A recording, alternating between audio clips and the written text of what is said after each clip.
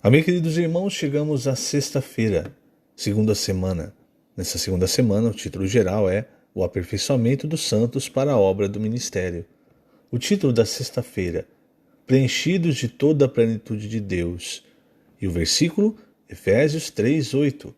A mim, o menor de todos os santos, me foi dada esta graça de pregar aos gentios o evangelho das insondáveis riquezas de Cristo. Senhor Jesus, obrigado, Senhor, por mais um dia. Hoje nós podemos desfrutar a Tua presença, desfrutar as Tuas insondáveis riquezas, graças à Tua misericórdia e também à Tua graça, que nos fazem levantar, que nos fazem caminhar. Senhor, em todos os aspectos da nossa vida, nós queremos depender de Ti.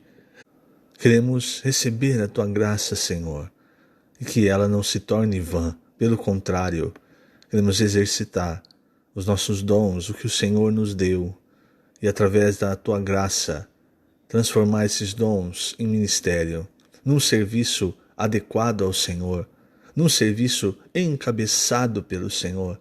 Por isso, Senhor, nesse dia e em todos os dias da nossa vida, nos ilumina.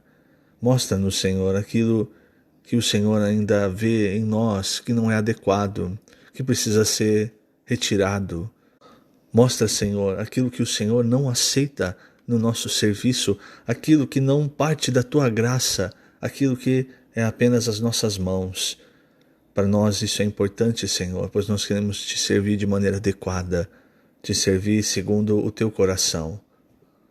Dispensar essa graça que o Senhor tem nos concedido, todas essas riquezas insondáveis também para as pessoas. Obrigado, Senhor. Obrigado por essa palavra tão rica que o Senhor tem nos dispensado. E obrigado também por tudo o que o Senhor fez, o que o Senhor tem feito e ainda o que o Senhor fará em nossas vidas. Jesus é o nosso Senhor.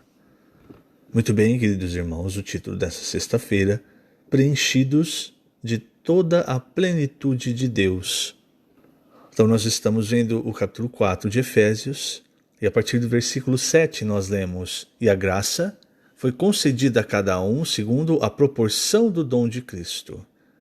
Por isso diz, quando ele subiu às alturas, levou cativo o cativeiro e concedeu dons aos homens. Aqui o termo correto é concedeu homens dons. É a citação do Salmo 68, o versículo 18. Esse versículo de Salmo diz: Subiste às alturas, levaste cativo o cativeiro, recebestes homens por dádivas. O que é homens por dádivas? São homens dons. Nesse trecho, irmãos, Paulo ele começa a salientar exatamente isso, essa questão dos homens dons. Porque nós vimos toda essa questão do Senhor levar cativo o cativeiro em dias anteriores, mas note que diz, levou cativo o cativeiro e concedeu homens dons. E ele concedeu esses homens para quem? Para o corpo de Cristo. É muito importante entender isso, irmãos, senão nós descaracterizamos aquilo que o Senhor fez. Por quê? Nós falamos, né? E Efésios nos mostra isso. Ele é o cabeça do corpo. Então, o cabeça organiza o corpo. Então, quando nós falamos de dons, nós estamos falando da função de cada membro do corpo. E para que o corpo funcione bem, o Senhor, o próprio Senhor, tanto é que nós vamos ver no versículo 11, diz, Ele mesmo, Ele concedeu ao corpo, Ele deu como um presente ao seu corpo, para o aperfeiçoamento dos membros do corpo, Ele concedeu homens dons. Lá em Salmo 68, quando ele fala, recebestes homens por dádivas, diz até mesmo rebeldes, para que o Senhor, Deus, habite no meio deles. Isso é muito significativo. Por quê? Primeiro, veja, se a gente tomar um dos maiores homens dons que Deus concedeu à sua igreja, ao seu corpo, o apóstolo Paulo. O apóstolo Paulo, irmãos, ele era um rebelde no pior sentido, ele era perseguidor da igreja. Ele não era só uma pessoa mundana que estava ligado a coisas do mundo, enfim. Ele na verdade, ele perseguia, ele tinha cartas antes de se converter para prender e até para matar cristãos, aqueles que invocavam o nome do Senhor. Mas tal homem, irmãos, foi dado para o corpo de Cristo como um presente. E esse homem, aí em 1 Coríntios 15, ele dá o seu testemunho, um dos trechos que ele dá o seu testemunho. Ele diz assim a partir do versículo 9: porque eu sou o menor dos apóstolos, que mesmo não sou digno de ser chamado apóstolo, pois persegui a igreja de Deus. Você percebe lá no Salmo 68, 18, um rebelde. Mas, pela graça de Deus, irmãos, a graça de Deus, ela muda tudo. Tudo é pela graça de Deus. Então ele diz, pela graça de Deus eu sou o que sou. A graça de Deus nos transforma. E a sua graça que me foi concedida não se tornou vã. Antes trabalhei muito mais do que todos eles. Todavia, não eu, mas a graça de Deus comigo. Então, Paulo era um apóstolo e ele recebeu a graça para cumprir essa função de apóstolo. Aí quando você vai para Efésios capítulo 3, você vê ele falando dessa função. E você precisa entender bem isso, querido irmão. Paulo foi um homem-dom, dado a nós, o corpo de Cristo, para ajudar, auxiliar a edificação do corpo de Cristo. É assim que Deus fez, dispôs as coisas. É assim que Cristo trabalha. Por isso que no versículo 11 você vai ver, ele mesmo concedeu. Aí vai falar uns para apóstolos, profetas, evangelistas, pastores e mestres. Nós vamos falar disso mais à frente ainda. Mas veja no capítulo 3, versículo 8, Paulo diz assim: a mim, o menor de todos os santos, me foi dada esta graça. Lembra que em 1 Coríntios 15, 10, ele falou que ele recebeu a graça? Aqui ele fala, me foi dada a graça de pregar aos gentios o evangelho das insondáveis riquezas de Cristo. Então Paulo, irmãos, ele foi enchido com as insondáveis riquezas de Cristo. Ele viveu essas riquezas. Ele não só aprendeu, não era alguma coisa que Paulo havia aprendido simplesmente, como se você passasse um recado. Era a vida de Paulo. E aí, irmãos, por ter sido enchido com todas essas riquezas insondáveis, ele podia então ser um dispensador dessas riquezas. E tudo isso para quê? Para a edificação do corpo de Cristo. O que edifica o corpo de Cristo, irmãos, não é a nossa obra. É quando nós desfrutamos da graça de Deus, das riquezas de Cristo. E aí por esse desfrute, por essa graça, nós então trabalhamos. É isso que edifica o corpo de Cristo. Se você voltar no Salmo 68, veja como é algo profético. Ele diz, subiste às alturas, levaste cativo o cativeiro. Isso está relacionado com a obra do Senhor, como nós já explicamos em dias anteriores. Recebeste homens por dádivas, e aqui ele fala recebeu, lá em Efésios ele fala, ele concedeu, até mesmo rebeldes, para que o Senhor Deus habite no meio deles. O que você vê no final do capítulo 2 de Efésios? A habitação de Deus no Espírito. O que é a habitação de Deus no Espírito, irmãos? É a igreja sendo edificada para a habitação de Deus no Espírito. Você percebe como esse é o objetivo de Deus? Vai ficando claro isso? Por que Paulo se tornou um apóstolo? Porque Cristo deu Paulo, o apóstolo Paulo, para o seu corpo como um presente, como uma dádiva, como um homem-dom, para auxiliar, como nós vamos ver mais à frente. Bom, eu vou até ler esse versículo, senão fica vago. Em Efésios 4, os versículos 9 e 10 dizem assim: ora, que quer dizer subiu, senão que também havia descido até as regiões inferiores da terra? Aquele que desceu é também o mesmo que subiu acima de todos os céus para encher todas as coisas. Para encher todas as coisas. Quando você volta ali para o começo de Efésios, note, aquele que subiu, certo? Para encher todas as coisas. Quando você volta para o começo de Efésios, você percebe que o propósito de Deus é fazer o bom prazer de Deus, no versículo 9 e 10 de Efésios 1, é fazer convergir ou encabeçar todas as coisas em Cristo. E mais ainda, quando você continua lendo, ali no final, mostra como Deus vai fazer isso. Versículos 22 e 23.